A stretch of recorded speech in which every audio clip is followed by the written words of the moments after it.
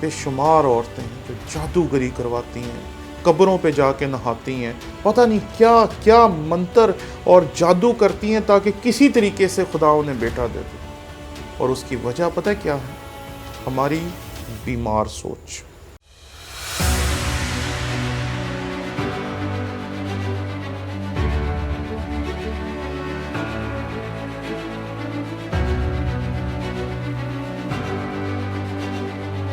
हमने आपके शौक़ की कदर करते हुए एक नया यूट्यूब चैनल शुरू किया जिसका नाम है टोनी विलियम ऑफिशियल।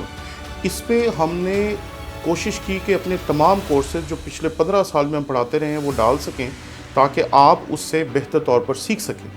इसलिए आप जल्दी से जल्दी इस चैनल को जाकर सब्सक्राइब करें। जब इसके 1000 सब्सक्राइबर्स पूरे हो जाएंगे हम उसी दिन से इस पे अपने कोर्सेज डालना शुरू कर देंगे। इसलिए जल्दी करें ताकि हमारा टारगेट अचीव हो और हम इस पे अपने मटेरियल को डालना शुरू कर सकें।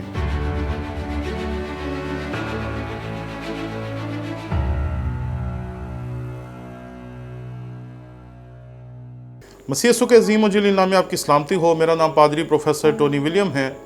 बड़े कर्ब के साथ मैं ये वीडियो शुरू करने जा रहा हूँ। मैंने जब उस बहन की आवाज़ को सुना तो यकीन माने कि मेरा कलेजा फट गया, क्योंकि जिस दर्द और कर्ब के साथ उसने मुझे टेलीफोन किया और अपना हाल मुझे बयान किया तो मैं मजबूर हो गया कि मैं उसके लिए दुआ करूं।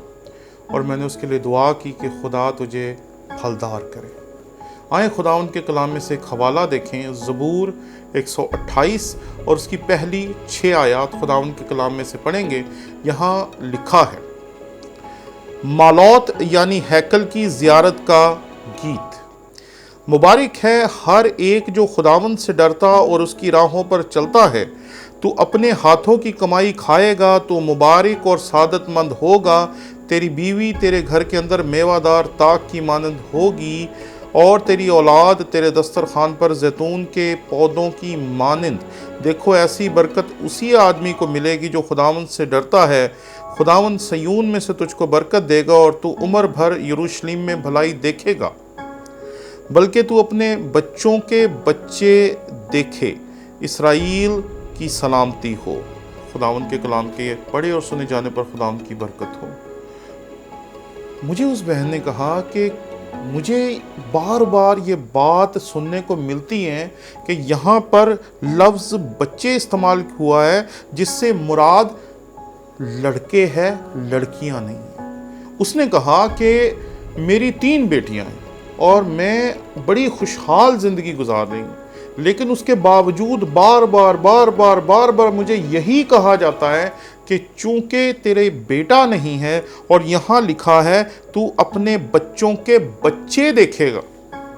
इस वजह से अक्सर मेरे घराने वाले मुझे ये कहते हैं कि तुम्हारे जो ससुर हैं वो मुबारक हो नहीं सकते, क्योंकि मुबारक वो होगा जो अपने बच्चों के बच्चे देखेगा।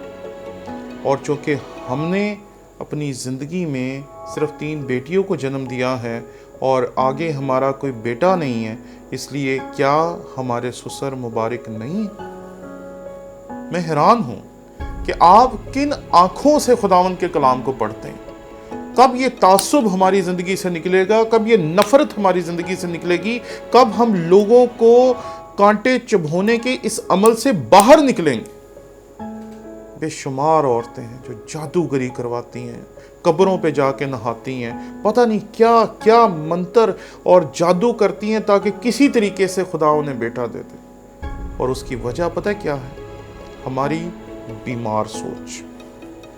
ये यहाँ बीमारी है और वो बीमारी हमें कलाम में से ये पढ़ने ही नहीं दे रही कि यहाँ पे सीगा जमा है, वाहिद नहीं है, बच्चों के बच्चे हैं।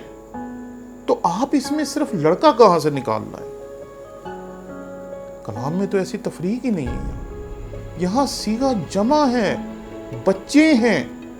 और जब सीगा जमा इस्तेमाल हो जाता है तो उसके लिए सादा सा असूल है कि उसमें बेटे और बेटियां दोनों शामिल हैं। इसलिए खुदा के लिए अपने अंदर से इस कदूरत को, इस नफरत को, इस जहालत को बाहर निकालें, क्योंकि खुदा ने हर घराने के लिए एक ख़ास मंसूबा रखा है। वो मंसूबा हमें समझ नहीं आता, क्योंकि मंसूबा तब समझ आता है जब पूरा हो जाता है। जब घर बनाने लगते हैं तो घर बनाना शुरू नहीं करते, घर बनाने से पहले गड्ढे खोदना शुरू कर देते हैं, और हम कहते हैं यहां तो घर बनाने लगे थे, ये तो गड्ढे खोद रहे हैं।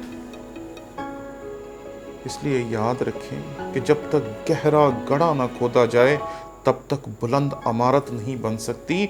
इसलिए जिस हाल से भी खुदा आपको गुजारता है, खुदा उस हाल से इसलिए आपको गुजार रहा है ताकि उस हाल से गुजर गुजर के आप खुदा के उस मंसूबे को पूरा कर सके जिसको ना आप जानते हैं और ना मैं जानता। आज सुबह मैं खुदा के खादिम के साथ था जिनका बेटा 13 साल का था जो इस दुनिया से चला गया, और वो मुझे कह रहे थे कि मुझसे रहा नहीं जा रहा, मैं क्या करूं।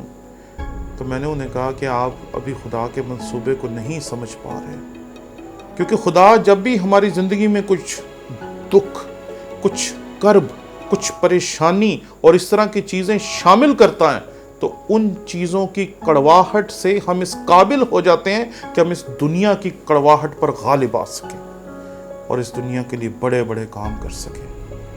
मैं आज आपको वाज़ेह तौर पर कहना चाहता हूँ, अगर खुदा ने आपको बेटी दी है तो खुदावंद का शुक्र हो। उसने अगर आपको सिर्फ बेटे दिए हैं तब भी खुदावंद का शुक्र हो। अगर उसने आपको पूरी टीम दी है तब भी खुदावंद का शुक्र हो। और अगर उसने आपको सिर्फ मियाँ और बीवी होने पर एक ख़ानदान बनाया है तब भी उसका शुक्र हो, क्योंकि वो भला है और उसकी शफ़क़त अबदी है। शुक्रिया।